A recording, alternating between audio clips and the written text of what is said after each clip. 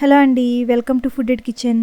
మరి ఈరోజు వీడియోలో కరకరలాడే టేస్టీ అటుకులు మిక్చర్ చేసి చూపిస్తానండి. నేను చెప్పిన కొలతలతో ఒకసారి ట్రై చేయండి. Same sweet shop style guarantee. బయట మనకి వెళ్ళి కొనుక్కోవడానికి వీలు లేదు కాబట్టి ఒకసారి ఇలా చేసి చూడండి.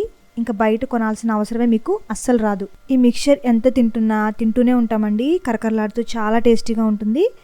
ఈవినింగ్ టైం పిల్లలకి ఒక బౌల్లో వేసి ఇచ్చేస్తే చక్కగా తినేస్తారు. చాలా రోజులు నిలవ ఉంటుంది ఈ మిక్చర్. మరి ఎలా ప్రిపేర్ చేయాలో చూసేద్దామా? Let start. మొదటగా ఒక కడాయి పెట్టి తగినంత ఆయిల్ వేసి హీట్ చేసుకోండి. ఆయిల్ బాగా హీట్ అవ్వాలండి. దానికోసం మంట మీడియం హీట్లో ఉంచి హీట్ చేయండి. ఈ మిక్చర్లోకి అటుకుల్ని వేరుగా, పప్పుల్ని వేరుగా వేయించుకోవాలి, ఒకదాని తర్వాత ఒకటి.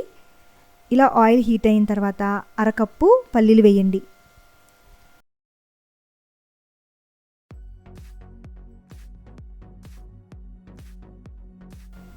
ఈ విధంగా పల్లీలు దోరగా వేగిన తర్వాత టిష్యూ పేపర్ ఉన్న బౌల్లోకి తీసేసుకోండి.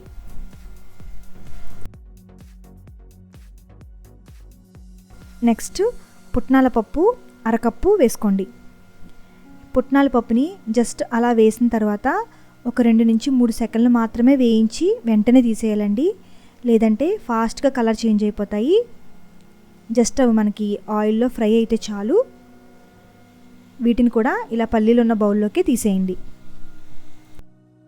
తర్వాత అరకప్పు జీడిపప్పు పలుకులు వేసుకోండి. జీడిపప్పుని మంచి గోల్డెన్ బ్రౌన్ కలర్లోకి వచ్చేంత దాకా దోరగా వేయించుకోవాలండి. మంటని జాగ్రత్తగా అడ్జస్ట్ చేసుకుంటూ వేయించుకోవాలి, లేదంటే మాడిపోతాయి.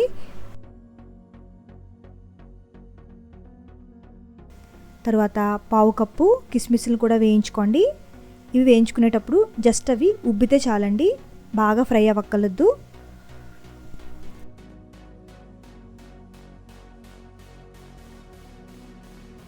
ఇప్పుడు అటుకుల్ని వేయించుకుందాం. ఈ మిక్చర్కి అటుకులు మందపాటివి అయితేనే బాగుంటాయండి. పల్చటి అటుకులతో మిక్చర్ని అసలు ఆయిల్ అనేది లేకుండా ఎలా ప్రిపేర్ చేయాలనేది వేరే మెథడ్ ఉందండి. అది నేను కమింగ్ రెసిపీలో చూపిస్తాను. అటుకుల్ని వేయించుకునేటప్పుడు ఆయిల్ బాగా హీట్లో ఉండాలండి. ఎంతంటే నేను ఇక్కడ కొన్ని అటుకులు వేసి చూపిస్తాను చూడండి. వెంటనే భలే పొంగినాయి కదా, ఈ విధంగా పొంగాలండి. ఓకే, నేను ఇక్కడ 500 గ్రాముల అటుకులు తీసుకున్నాను. ఈ విధంగా గుప్పిళ్ళతో వేసుకోవాలి. అంతేనండి, వెంటనే పొంగిపోతాయి. ఈ విధంగా స్ట్రైనర్తో ఈజీగా తీసేయచ్చు. ఇలా తీసిన అటుకుల్ని టిష్యూ పేపర్ ఉన్న బౌల్లోకి వేసుకోండి. ఎక్స్ట్రా ఆయిల్ ఏమన్నా ఉంటే కనుక బాగా పీల్చేసుకుంటుంది. ఈ పోహా మిక్చర్కి మెయిన్ మనకి అటుకులు కదండి. అందుకోసం అటుకుల్ని మనం ఆయిల్ కరెక్ట్ టెంపరేచర్లో ఉంచి వేయించుకోవాలి, అప్పుడే బాగుంటుంది. లేదంటే కనుక ఆయిల్లో మునిగిపోతాయి.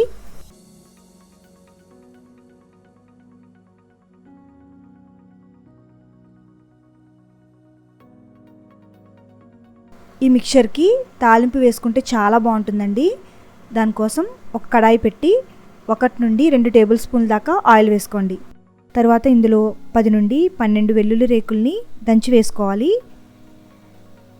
వెల్లుల్లి ఫ్లేవర్ ఇష్టం లేని వాళ్ళు దీన్ని స్కిప్ చేసుకోవచ్చండి, కానీ వేస్తే చాలా చాలా బాగుంటుంది. తర్వాత పావు టీ స్పూన్ పసుపు, 1 నుండి 2 టీ స్పూన్ల కారం, 1 టీ స్పూన్ ధనియాల పొడి, 1 టీ స్పూన్ జీలకర్ర పొడి వేసుకోండి. అదేవిధంగా ఒక 2 ఎండుమిర్చి, గుప్పెడు కరివేపాకు కూడా యాడ్ చేసుకోవాలి.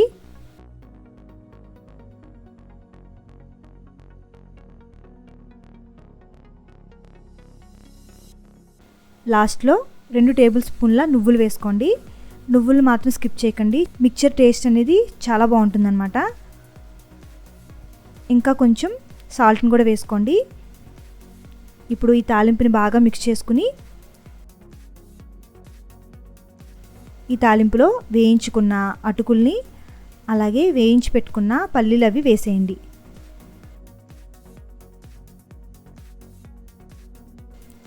బాగా కలుపుకోవాలి.